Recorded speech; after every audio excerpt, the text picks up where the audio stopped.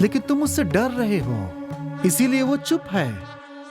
अगर वो प्रेत आत्मा होती तो तुम्हारे साथ कठोरता से पेश आती, या फिर तुम्हें जिन लोगों से खतरा है वो उनके ऊपर हमला करती। लेकिन ये एक पवित्र आत्मा है, लगभग परमात्मा का ही रूप।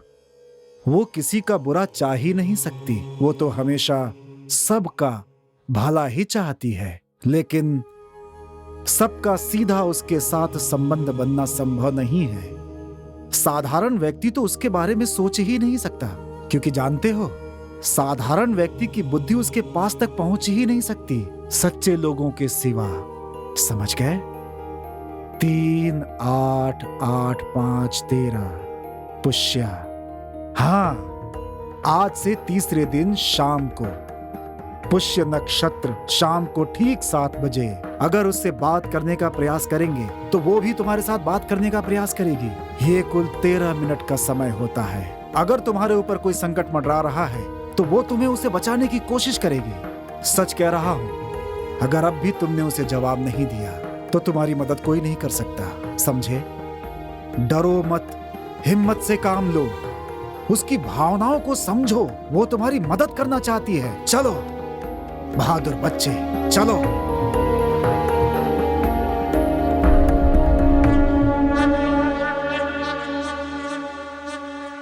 सुची, क्या हुआ माँ?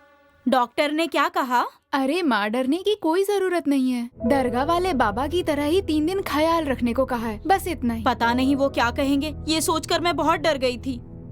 मैं कुछ नहीं चाहती, बस तुम दोनों खुश रहो, मेरे लिए इतना काफी है। बस तुम दोनों की शादी करवा दूंगी तो मेरी जिम्मेदारी खत्म हो जाएगी और तुम लोगों की नई जिंदगी शुरू हो जाएगी। क्या पता क्या शुरुआत होगी। क्या कहा? कुछ नहीं, शादी आराम से होगी ना। शादी आराम से ही करेंगे, लेकिन जल्द से जल्द मंगनी कर लेते हैं। तुम लोगों के आने से पहले मैंने पंडित जी से बात करके रखी है। कल का दिन बहुत शुभ है, उन्होंने कहा कल ही मंगनी करवा लो। कल ही? अरे इतनी भी क्या जल्दी है माँ? बेटा ये सब मैं नहीं जानती, मैं जो कह रही हूँ वो करो।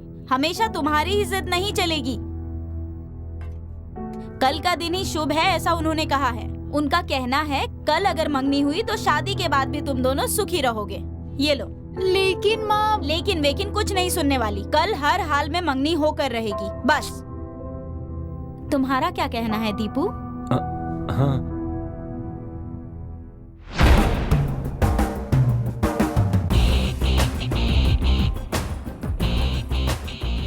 उस दिन सबको लग रहा था कि उसने खुद फांसी लगाई है।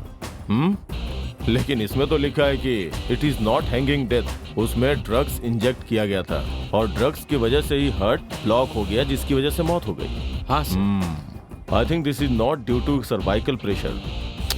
इस रिपोर्ट से पता चलता है कि डॉक्टर कितना चालाक है, तो फिर मर्डर करने वाला बहुत ही चालाक होगा। अच्छा, उस दिन स्पॉट पे इंस्पेक्शन करते वक्त कुछ एविडेंस मिले थे ना जो तुम्हें दिए थे? यस। कहाँ है वो? ये लीजिए। गुड। Bhavani travel agency. वैसे प्रदीप और उदय नाम का कोई आदमी हमारे यहाँ काम नहीं करता सर। बट इस आईडी कार्ड में जो एड्रेस और फोन नंबर है वो यहीं का है ना? हाँ यस सर। Quite interesting. चलिए। हाँ सर, मेरा स्टाफ यहीं है, आइए मिलाता हूँ। हाँ अच्छा, तो नागेश जी ये आपके स्टाफ हैं क्या? ये ऑफिस स्टाफ है सर। इनके अलावा 6 ड्राइवर भी हैं। वो टूरिस्ट को अटेंड कर रहे हैं। आते ही उन्हें थाने भेज दूंगा। अरे आप तकलीफ मत कीजिए, अब तो मेरा आना जाना लगा ही रहेगा। वो आए तो मुझे बुला लीजिएगा। पक्का पक्का सर। थैंक यू, चलता हूँ। एनी टाइम आइए sir. Mister Nagesh. Yes sir. देखिए, जब तक मैं इस केस की इन्वेस्टिगेशन कर रहा हूँ, इन्वेस्टिगेशन पूरा होने के पहले आपका कोई भी स्टाफ या आपका ड्राइवर बिना मेरी परमिशन लिए कहीं दूर नहीं जा सकता है। Okay sir. ओके सर, मैं कह दूंगा सर। अच्छा नागेश जी, ये दोनों कौन है? ये दोनों भी स्टाफ है सर। ये रिसेप्शनिस्ट सुचित्रा है और ये दीपू है ड्राइवर। ओह नमस्ते सर। ये क्या है? आज हमारी एंगेजमेंट है सर, इसलिए इन्हें इनवाइट करने के लिए आए थे। मिठाई लीजिए। Thank you. लगता है इनविटेशन के पहले ही मैं बिन बुलाए मेहमान की तरह आ गया। बाय द वे, सदा खुश रहो। भगवान आप लोगों की जोड़ी बनाए रखे। Thank you sir. सर शाम को मेरी सगाई, आप जरूर आइए। सिर्फ आज ही नहीं, अब तो मेरा आना जाना लगा रहेगा। Okay, take care, see you mister Nagesh. Okay sir. Sir, एक सवाल पूछना चाहता हूँ मैं। हाँ, जहाँ पर मर्डर हुआ है और हमें जो आईडी कार्ड मिला वो इस ट्रैवल एजेंसी का, ये तो कंफर्म हो गया है ना सर? तो अपने स्टाइल से जांच पड़ताल शुरू कीजिए सर। आप ऐसा क्यों नहीं कर रहे हैं, मेरी तो समझ में नहीं आ रहा है। अगर तुम्हें समझ में आ जाता तो हाँ सर। मेरी जगह पे तुम होते ना, और तेरी जगह पे मैं होता। देख, खूनी ने पहले खून किया, उसके बाद इसे आत्महत्या का रूप देने के लिए लाश को फांसी से लटका दिया। और सबसे खास बात, उसने बिना सोचे समझे ये मर्डर नहीं किया। उसने बहुत होशियारी से नस में एयर इंजेक्ट करके बहुत ही चालाकी से मर्डर किया है। मेरी नजर में वो खूनी बहुत ही चालाक है, इसलिए उसने हमें डाइवर्ट करने के लिए उसका वो आईडी कार्ड उसने उस जगह पे फेंका ताकि वो हमें मिल जाए। इस तरह के केस अक्सर कॉम्प्लिकेटेड होते हैं, लेकिन कोई बात नहीं, लगता है उसे उल्टे रास्ते पे चलने में मजा आता है। मैं भी उल्टे रास्ते पे चल के उसकी गर्दन दबोच लूंगा।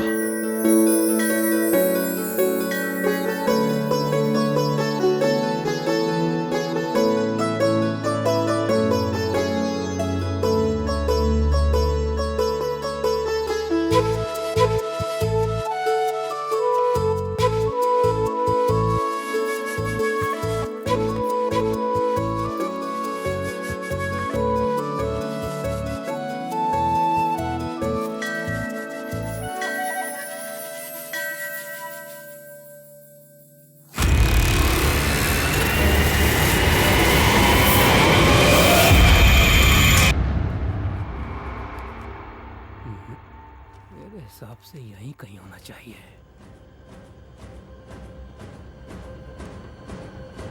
यहाँ से इस जगह पर आते हैं तो इस जगह पर ही होगा।